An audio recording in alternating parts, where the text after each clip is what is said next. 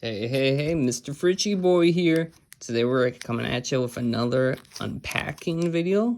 We're going to be unpacking and opening and cracking and snorting this Innistrad Remastered Play Booster.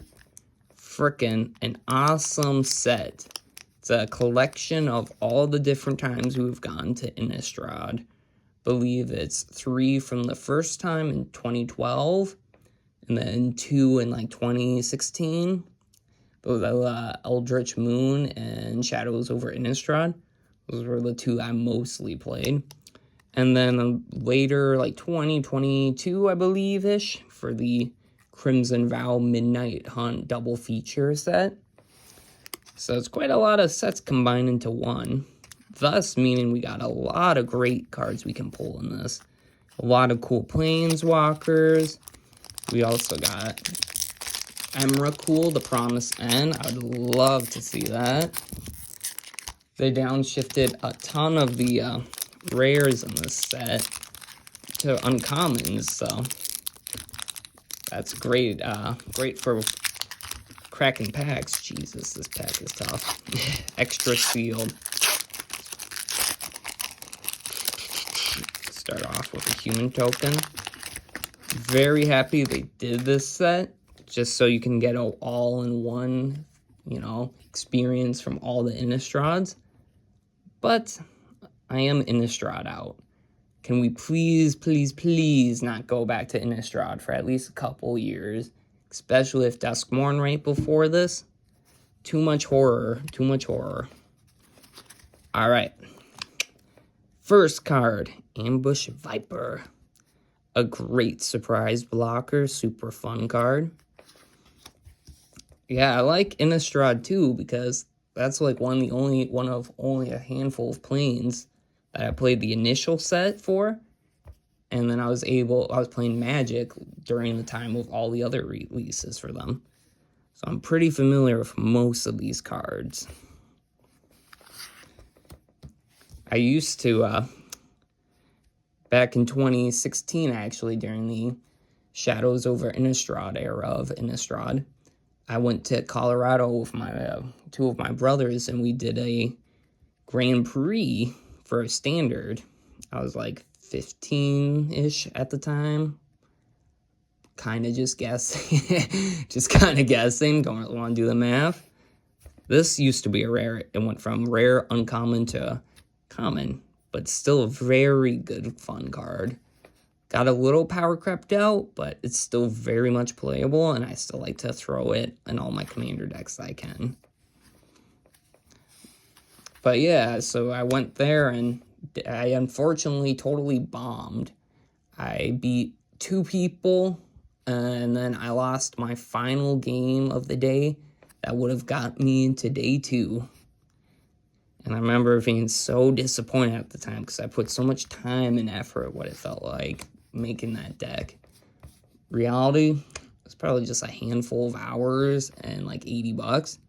But when you don't got a job, it's a lot harder to get that kind of money when you're still in school. Got a little Rare Wolf, kind of underwhelming. Recently did a draft with this Innistrad set. I went out of nostalgia, and just what the draft was showing, I went red-green werewolves, like the deck I piloted at the Grand Prix I went to. And guess what? This time it went a whole lot better.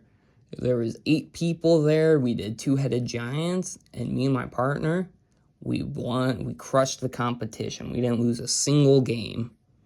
So you know what? After all these years, werewolf's still pretty dang good. At least in Innistrad. This guy's dope. Has potential. Not for me, but if you were running a budget sacrifice deck, totally could see him.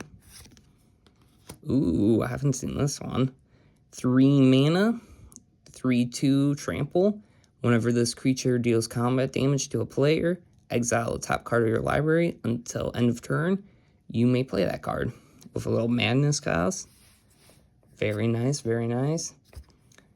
I'm very impressed how they, also with the limited environment for this set, they were able to keep the archetypes still very much alive.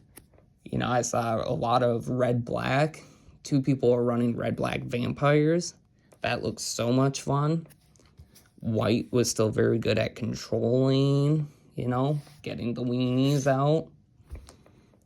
And then the werewolves were all still there, and they didn't have, like, almost... I don't think there's, like, any of the stupid werewolves from Midnight Hunt that do the day-night mechanic.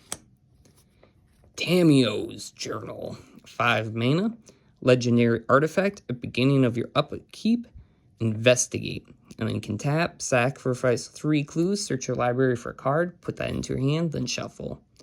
So it's a clue generator. Love the clue mechanic, investigate mechanic. It fits so well during Shadows over Innistrad. It was so fun for, like, the mystery of all the Eldrazi showing up. Very much love the Eldrazi infusion of the Gothic aura of Innistrad when that was going on. Very cool. But as I was saying, very fun mechanic. Clue fit really well. But this card sucks. It is so slow. Unless you're doing a hardcore clue deck, don't even think about it. Hell yes.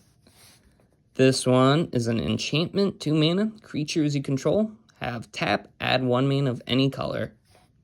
This is going on my fungus deck. Fuck yeah, this is a card I've been trying to pull for a while from the set.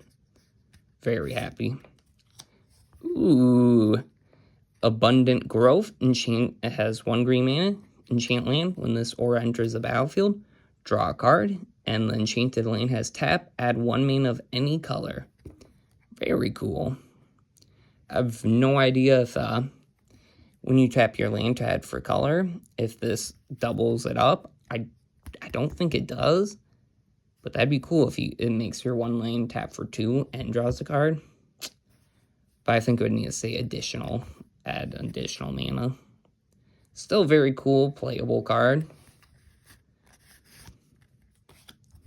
Probably not as good as I'm thinking, though. Got an island.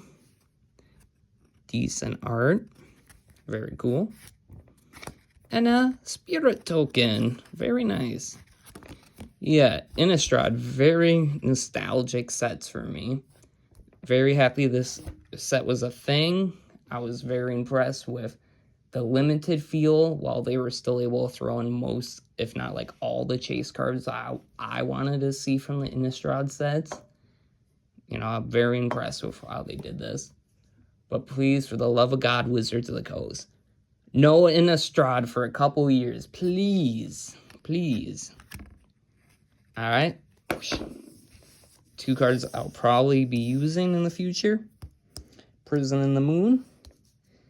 And then with the right, of course. Very nice, very nice. Alright, guys. See you later.